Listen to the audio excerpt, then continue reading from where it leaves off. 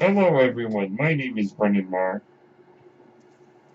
That noise you're hearing is my ventilator, and welcome to Page Turners They Were Not, my Star Wars podcast. Today we're going to talk about the Battle of Crait, as seen in Star Wars The Last Jedi. Now, I'm not going to give you a blow-by-blow of the battle, but here it is in a nutshell. The Resistance is holed up in an old rebel base on Crait, under siege from the First Order. The battle is more of a fight for survival than a fight to win.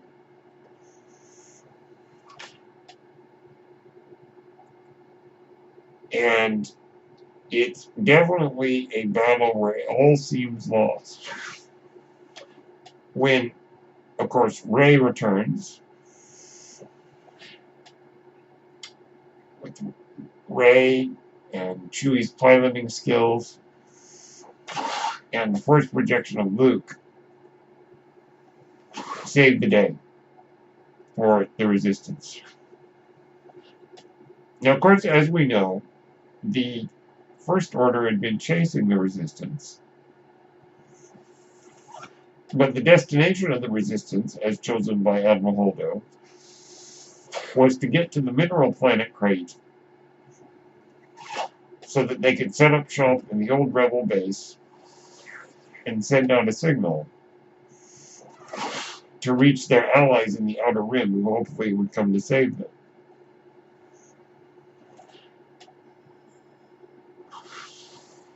That didn't go according to plan.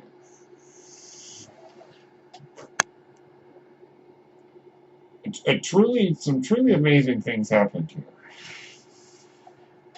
Now, first off, Rey had returned from her quote-unquote lessons on Acto to face Kylo Ren. Rey was convinced that Kylo Ren would turn back to the light and help the Resistance win against the First Order. But this turned out to be one of those certain point of view things, where Rey had interpreted what she had seen when she touched Kylo's hand, or touched Ben's hand in the hut on Acto. She had interpreted some things correctly, or rather had interpreted the choices that Ben would make close to what actually happened. The idea that he would turn on Snoke, that was correct. But Rey had hoped that meant he would turn on the First Order altogether and turn away from the dark side, and that didn't happen.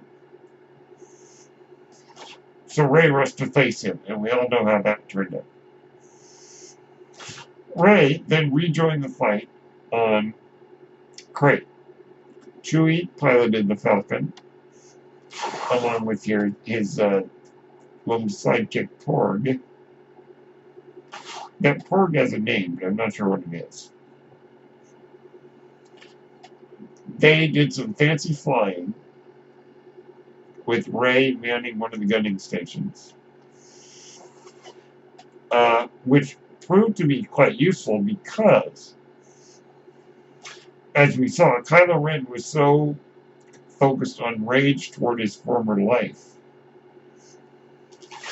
that when he saw the Falcon, he ordered all the fighters to go after it. Now, this was a very foolish maneuver on his part, because it drew the TIE fighters away from the ski speeders, allowing the ski speeders to be safe from the fire of the TIE fighters. Now, of course, the ski speeders were nothing compared to the First Order siege weapons. But at the moment where all hope seemed lost, who should appear but Master Skywalker. Luke appeared and faced down the entire First Order, which is ironic because he had told Rey on Acto, "You think I'm going to walk out there with a laser sword and face down the First Order by myself?" Well, guess what? That's exactly what he did. He took his quote-unquote laser sword and faced down the First Order. And yet again, Ben Solo made the foolish decision of focusing on Luke. Or should I say, Kylo Ren made the foolish decision to set aside everything else and focus just on his vendettas. And went down, of course, to face Luke, and then, of course, was discovered that Luke had been just a projection to fool his nephew, allowing Rey to rescue the Resistance. And the Resistance left to fight another day. With most of the First Order's fleet destroyed and the Supremacy damaged, they were in no position to follow the Resistance. So help did come, just not the help that the Resistance had hoped. And the story of Luke's heroics eventually reached those kids on Canto Bight. A lot of people say the stuff on Canto Bight was meaningless, and I completely disagree.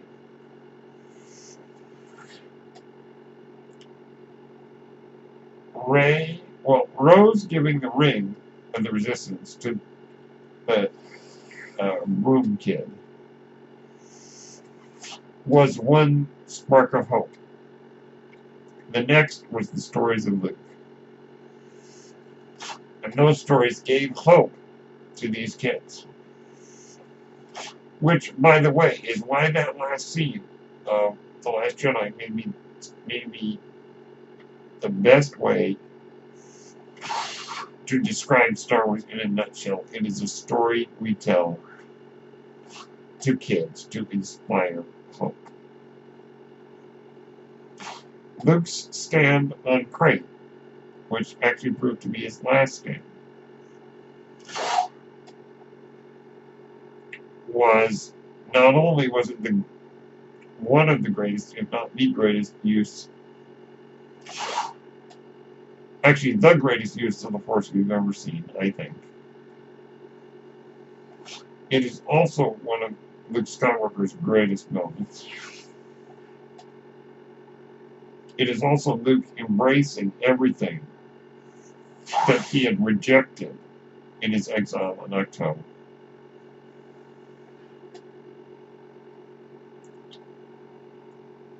And allowed the Resistance to live to fight another day. To ultimately destroy the First Order and Final Order, and restore justice and freedom to the galaxy.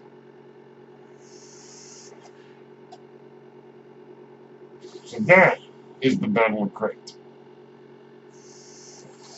Great heroics from Rey, Chewie, Rose, Finn, Poe, Luke, Leia, Daisy, many others. And that Tord, whatever his name is, who's Chewie's little sidekick. A great amount of heroism was demonstrated in the Battle of Crait. And that's how it goes. Okay. We're going to take a short break, and when we come back, I'm going to give you my feelings on this battle. I'll see you in just a moment. Hello there, this is Brennan Marr, host of Page Turners They Were Not, a Star Wars podcast. And I'm here to tell you about Anchor. Anchor is the best way to make a podcast. Why is that? Well, first off, it's free. Yes, you heard me right. Anchor is free. Anchor has all the tools you need to make a podcast from your phone or your computer. Anchor will distribute your podcast for you on various platforms, including Spotify and Apple Podcasts. You can make money from your podcast. And get this, with no minimum listenership. That means you can make money even if no one listens to your podcast. That, of course, is not ideal, as Anchor will allow you to spread your podcast, bring in more viewers, and you can make more money because of it. Everything you need to make a podcast is in one place on Anchor. If you're interested, download the free Anchor app or go to anchor.fm to get started. Thank you, and may the force be with you. Okay, we're back. Alright. I like the Battle of Crait not so much for it as a battle, but as I previously indicated, because of what it means in terms of demonstrating Luke as the great Jedi Master.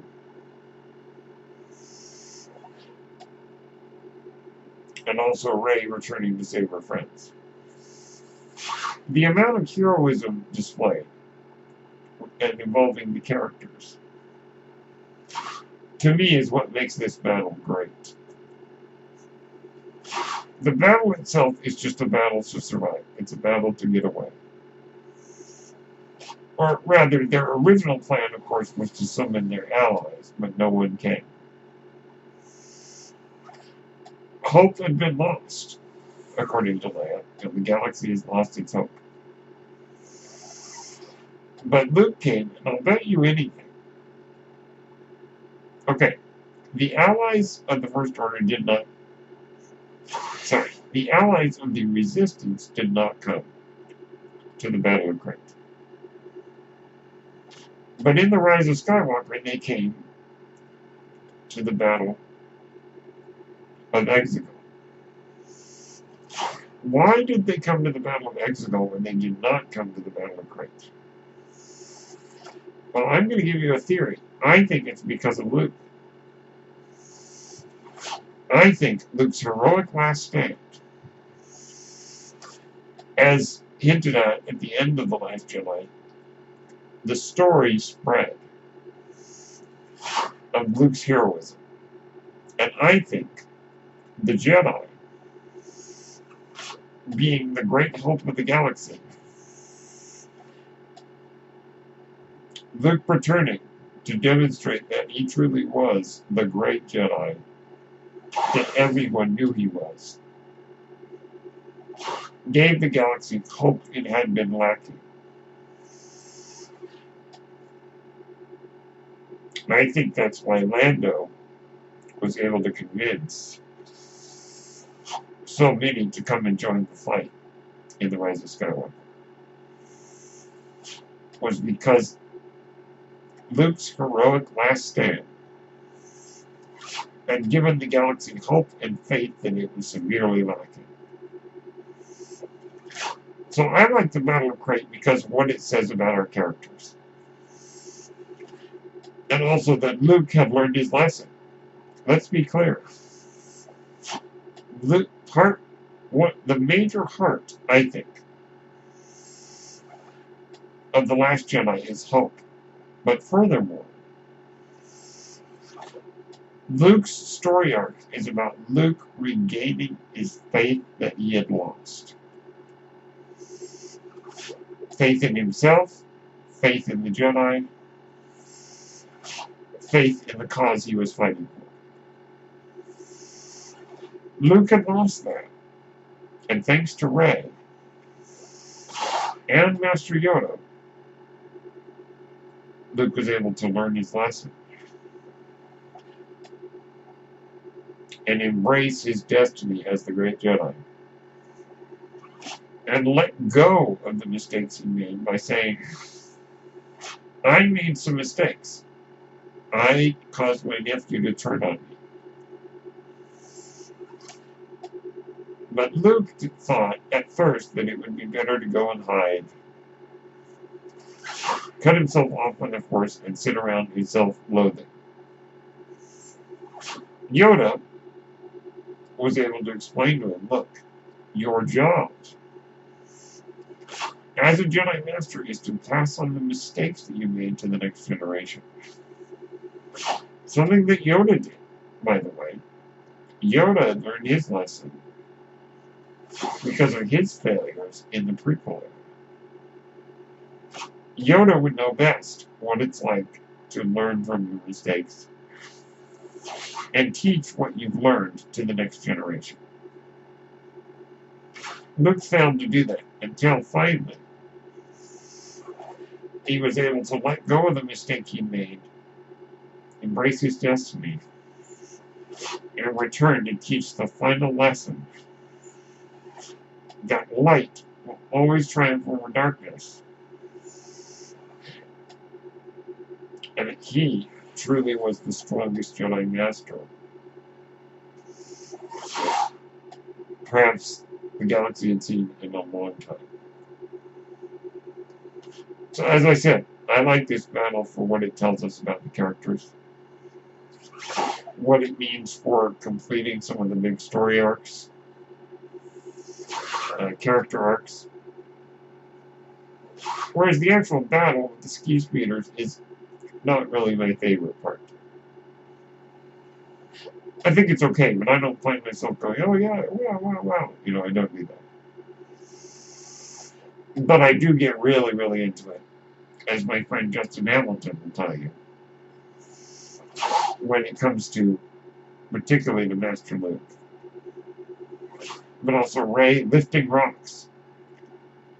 I gotta tell you, The Last Jedi is very full of, how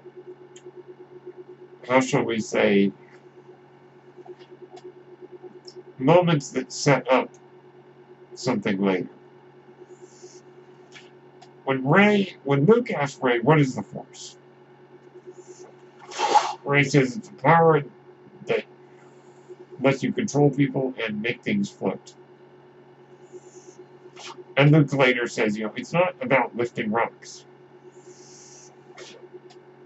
Well, guess what? Rey and Luke were right. It did end up being about lifting rocks. There are many, many things in The Last Jedi that occur earlier in the movie that set up something that's going to happen later in the movie. And I could go on and on about them, but suffice to say, I love that. The setup and the payoff of Rey lifting the rocks. Another wonderful moment. Many such moments. Also with Rose, we cannot forget Rose's heroism. Rose had been trying to teach Finn the whole time what the lesson was. The whole movie, their whole adventure together, it's about, as she says, not destroying what we hate, but saving what we love. That's the mindset that needs to exist. Rose demonstrates it in a very dramatic way. Finn was about, I'm just going to say this very briefly, Finn was going to throw his life away. He was going to try to destroy that, the siege cannon, which would not have worked. He would have been fried before he even got there. Nothing that he did there would have made any difference. Rose wisely knocked him out of the way to say, don't throw your life away. Finn had given into his hate. Finn had given into his hate of the First Order and was willing to let that hate cloud his judgment. But thankfully Rose taught him a valuable lesson, a lesson which Finn took to heart and used very well in The Rise of Skywalker. So those are my thoughts on the Battle of Crait, and particularly the payoffs and the character moments that define this as a great moment in Star Wars. As a battle, I don't think the actual fighting part is that interesting, but I do think what it means for the saga cannot be overstated. Cannot be understated. I'm not sure how to phrase that. It means a lot of good things for the whole saga. So there we go. That is the Battle of Crait. Truly a wonderful moment in the Star Wars Skywalker saga. For so many different reasons. My name is Brendan Marr. That noise you're hearing is my ventilator, and thank you for tuning in to Page Turners They Were Not, my Star Wars podcast. May the Force be with you.